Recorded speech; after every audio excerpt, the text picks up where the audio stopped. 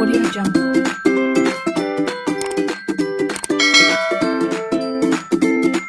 Assalamualaikum warahmatullahi wabarakatuh. Perkenalkan, kami mahasiswa UIN Sunan Ampel Surabaya akan sedikit memaparkan materi yang akan kita pelajari dengan tema konsep dasar inovasi program pendidikan dan manajemen perubahan.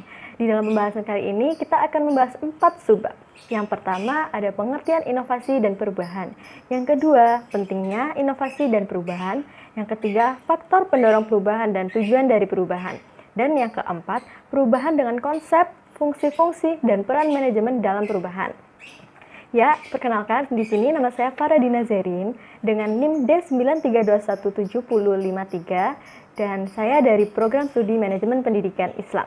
Perkenalkan, saya Sarul Hidayat dari Prodi Manajemen Pendidikan Islam, Fakultas Tarbiyah dan Keguruan UIN Sunan Ampel Surabaya. Saya Diri Fadlun, NIM D03217025, Prodi Manajemen Pendidikan Islam.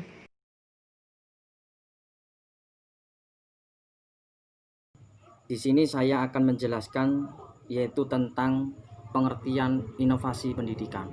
Kita akan kupas satu persatu apa itu inovasi, apa itu pendidikan, apa itu inovasi pendidikan. Yang pertama yaitu pengertian inovasi. Saya mengutip dari para ahli. Yang pertama yaitu menurut Zahra dan Jamal, yang mengatakan bahwa inovasi adalah perubahan menuju ke arah atau yang berbeda dari sebelumnya, yang dilakukan dengan sengaja dan berencana. Menurut ahli yang lain, yaitu menurut Triatna dan Komaria, yang mengatakan bahwa inovasi diadopsi dari bahasa Inggris invention, yang artinya adalah segala hal yang baru atau pembaruan. Menurut ahli yang lain, yaitu Sultan dan Husnurido, yang memahami bahwa inovasi adalah suatu ide, barang, kejadian, metode yang dirasakan atau diamati sebagai suatu hal yang baru bagi individu atau sebuah kelompok yang dilakukan untuk mencapai sebuah tujuan atau untuk memecahkan suatu masalah. Jadi menurut saya dari pengertian di atas bahwa inovasi adalah suatu perubahan yang baru menuju ke arah perbaikan atau berbeda dari yang sebelumnya, yang dilakukan dengan sengaja dan berencana. Itu merupakan pandangan saya mengenai tentang inovasi. Ya, yang kedua yaitu pengertian pendidikan. Saya melihat dari segi bahasa Yunani yaitu pedagodik. Arti daripada kata pedagogik yaitu berarti bimbingan yang diberikan kepada anak. Istilah ini kemudian diterjemahkan dalam bahasa Inggris dengan education, yang berarti pengembangan atau bimbingan. Kalau dalam bahasa Arab itu tarbiyah, yang berarti pendidikan. Terus dalam perkembangan istilah pendidikan itu berarti bimbingan atau pertolongan yang diberikan dengan sengaja terhadap peserta didik oleh orang dewasa agar ia menjadi dewasa atau mencapai tingkat hidup dan penghidupan yang lebih tinggi dalam arti yaitu mentalnya. Jadi dapat kita simpulkan bahwa inovasi pendidikan itu adalah inovasi pembaruan dalam bidang pendidikan atau inovasi yang dilakukan untuk memecahkan masalah-masalah pendidikan. Jadi inovasi pendidikan ini itu ada ide, ada barang, ada metode yang dirasakan atau diamati sebagai hal baru. Bagi siapa? Bagi seseorang maupun bagi suatu kelompok. Baik berupa yaitu invensi yang hal yang baru maupun diskrevi yaitu mengubah hal yang lama yang digunakan untuk mencapai tujuan pendidikan atau memecahkan masalah-masalah pendidikan. Saya bisa memberikan contoh seperti inovasi pendidikan kali ini yang dimana dengan pandemi COVID-19 kali ini, bagaimana dalam dunia pendidikan khususnya yang kita menyusun dalam satu semester itu hari ini ngapain, berikutnya ngapain, karena dengan adanya pandemi maka hal itu semua kacau. Tapi dengan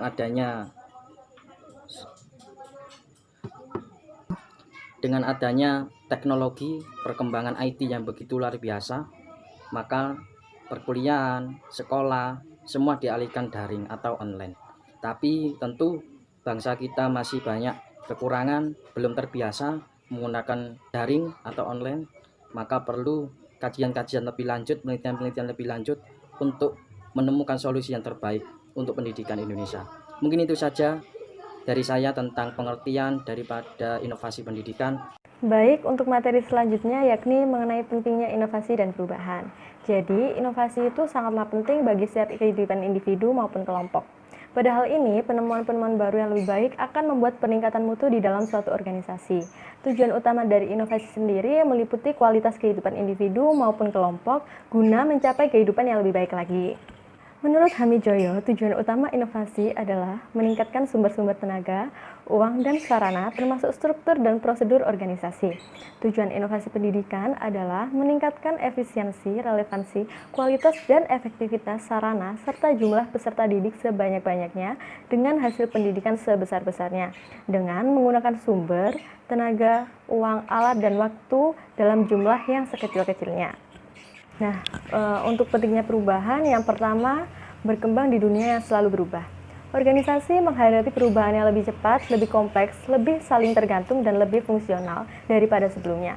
Mampu memberikan hasil pada beberapa perubahan memungkinkan organisasi untuk mencapai visi strategis mereka dan berkembang dalam lanskap bisnis yang berubah saat ini. Menerapkan manajemen perubahan memungkinkan organisasi untuk memberikan hasil pada setiap perubahan secara lebih efektif dan membangun kompetensi yang membutuhkan kapasitas organisasi untuk menangani lebih banyak perubahan dalam satu waktu. Kemudian yang kedua, tutup kesenjangan antara persyaratan dan hasil. Terlalu sering perubahan organisasi memenuhi persyaratan tapi tanpa memberikan hasil yang diharapkan. Mereka memberikan hasil yang diperlukan tanpa memenuhi hasil yang diharapkan. Fokus dari upaya perubahan adalah pada solusi. Manajemen perubahan memungkinkan penutupan celah ini dengan secara efektif mendukung dan memperlengkapi orang-orang yang terkena dampak perubahan agar berhasil mewujudkannya dalam cara mereka bekerja. Yang ketiga yakni mengurangi resiko. Mengabaikan sisi perubahan individu sama dengan menciptakan resiko. Ketika adopsi dan penggunaan solusi diabaikan dan fokusnya khusus pada pemenuhan persyaratan teknis, hasilnya adalah resiko dan biaya yang berlebihan.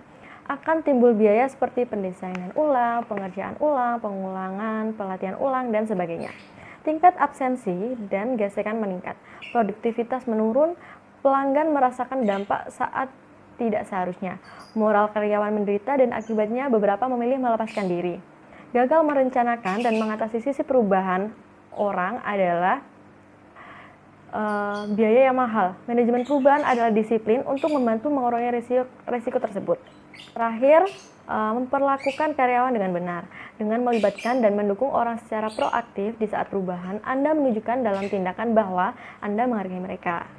Sendiri juga memiliki efek karena perubahan dilakukan dengan tujuan adanya peningkatan kemampuan organisasi ataupun memperbaiki kekurangan-kekurangan yang ada pada periode sebelumnya. Akan tetapi, perubahan sangatlah penting di suatu organisasi guna untuk meningkatkan dan memberi peran banyak serta pengaruh positif terhadap kinerja karyawan.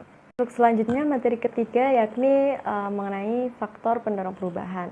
Jadi, faktor pendorong perubahan adalah sebuah kebutuhan akan perusahaan bahwa kebutuhan tersebut menjadi kekuatan untuk perubahan tersebut. Menurut Hasi, terdapat 6 faktor yang menjadi pendorong perubahan, yaitu yang pertama, perubahan teknologi terus meningkat. Yang kedua, persaingan semakin intensif dan menjadi lebih global.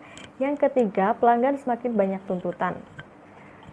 Yang keempat, profil demografis negara berubah. Yang kelima, privatisasi bisnis milik masyarakat berlanjut. Dan yang keenam, pemegang saham minta lebih banyak nilai. Sedangkan menurut Robbins mengatakan bahwa terdapat 6 faktor pendukung atau kebutuhan perubahan. Yang pertama, sifat tenaga kerja. Yang kedua, teknologi. Yang ketiga, kejutan ekonomi. Yang keempat, persaingan. Dan yang kelima, kecenderungan sosial. Nah, tujuan dari perubahan sendiri ada 3, yakni yang pertama, mempertahankan keberlangsungan hidup organisasi, baik jangka pendek maupun jangka panjang. Yang kedua, beradaptasi dengan perubahan yang terjadi di lingkungan internal, yang meliputi perubahan strategi korporasi, tenaga kerja, teknologi, dan peralatan yang digunakan, dan sikap-sikap karyawan maupun lingkungan eksternal organisasi seperti perubahan pasar konsumen, teknologi, peraturan dan hukum pemerintah, serta lingkup ekonomi global. Dan yang ketiga, memperbaiki efektivitas di dalam organisasi agar mampu bersaing di pasar ekonomi modern yang meliputi perbaikan efektivitas tim kerja dan perbaikan struktur dan sistem organisasi dalam hal ini terkait implementasi strategi. Yang keempat mengenai perubahan dengan konsep, fungsi-fungsi, dan peran manajemen dalam perubahan. Yang pertama yaitu mengenai konsep manajemen dalam perubahan. Sebelumnya, perubahan adalah respon terencana atau tak terencana terhadap tekanan-tekanan dan desakan-desakan yang ada. Konsep perubahan secara singkat berlangsung secara terus-menerus seiring dengan perkembangan waktu. Perubahan dapat terjadi karena sebab-sebab yang berasal dari luar maupun dari dalam organisasi. Adapun penyebab perubahan organisasi dari luar adalah perkembangan teknologi, faktor ekonomi, dan peraturan pemerintah. Sedangkan penyebab perubahan dari dalam organisasi antara lain problem hubungan antar anggota, problem dalam proses kerjasama, dan problem keuangan. Kemudian yang kedua, proses manajemen dalam perubahan. Menurut Valens dan Zilagi, proses perubahan ada 4 tahap. Yang pertama, tahap identifikasi perubahan. Kemudian, tahap perencanaan perubahan. Selanjutnya, tahap implementasi perubahan. Dan yang terakhir, tahap evaluasi dan umpan balik. Apa sih tahap identifikasi perubahan itu? Tahap di mana seseorang dapat mengenal perubahan atau yang akan dilakukan atau terjadi. Dalam tahap ini, seseorang atau kelompok dapat mengenal kebutuhan perubahan dan mengidentifikasi tipe perubahan. Kemudian yang kedua, tahap perencanaan. Kemudian, tahap perencanaan perubahan. Pada tahap ini harus dianalisis mengenai diagnostik situasional teknik, pemilihan strategi umum, dan pemilihan. Dalam proses ini perlu dipertimbangkan adanya faktor pendukung sehingga perubahan dapat terjadi dengan baik. Kemudian tahap implementasi. Di tahap ini di mana terjadi proses pencairan, perubahan, dan pembukuan yang diharapkan. Apabila suatu perubahan sedang terjadi, kemungkinan timbul masalah. Untuk itu perlu dilakukan monitoring perubahan. Di tahap terakhir ini, tahap evaluasi dan umpan balik. Melakukan evaluasi diperlukan data. Oleh karena itu, dalam tahap ini melakukan pengumpulan data dan evaluasi data tersebut.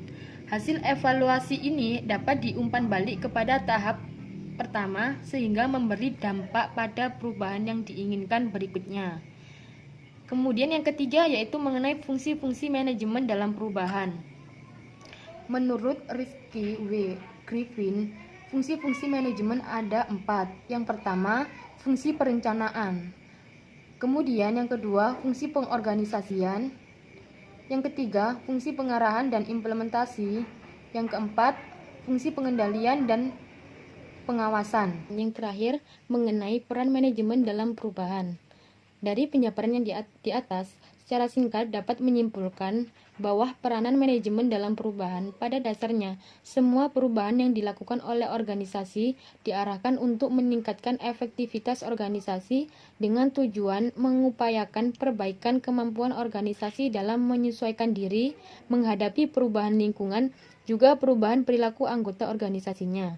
Dalam mengelola perubahan, organisasi harus memfokuskan diri untuk meningkatkan kemampuannya dalam memanfaatkan tantangan dan peluang yang muncul. Artinya, organisasi membutuhkan perubahan perilaku manusia dan perubahan proses untuk berhasil.